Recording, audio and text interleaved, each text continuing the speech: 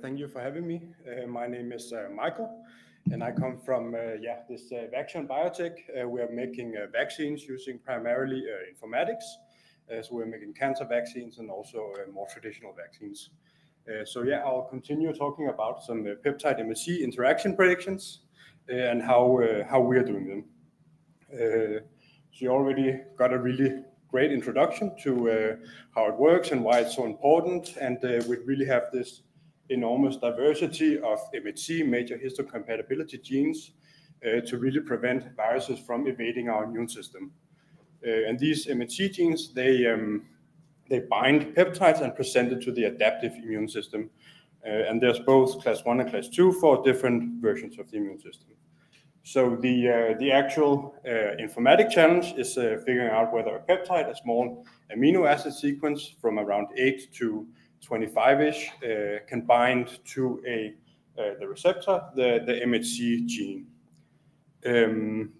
Usually, this MHC gene is encoded as a sort of compressed representation, and this is due to the fact that you just take the specific residues that interact with the peptide in this binding groove. And so what we have developed, and I guess as the second in the world, is to have a unified representation. Normally you separate these class 1 and class 2 because they are quite different, but they are also quite similar, as you can see, on a structural alignment. So we just take the union of the contacts that interact with the peptides. And we do this mainly to improve class 2 performance, because this is sort of the one that's lagging behind. So class 1 predictors are quite good. Class 2 predictors are less good, especially for the DP and DQ alleles. And also we are kind of entering a big data stage. So before we are sort of had to do a lot of feature engineering to really make these predictors work. And now we think we're ready to just throw the data at the model and see what comes out. So the way that we have done this is using a deep learning framework.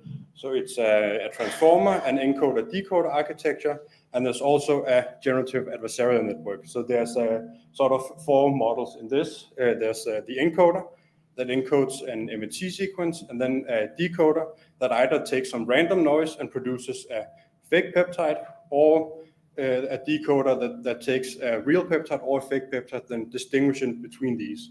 And the reason that we do this is that it's sort of an unbiased pre-training that really improves and stabilizes the performance for the later actual training.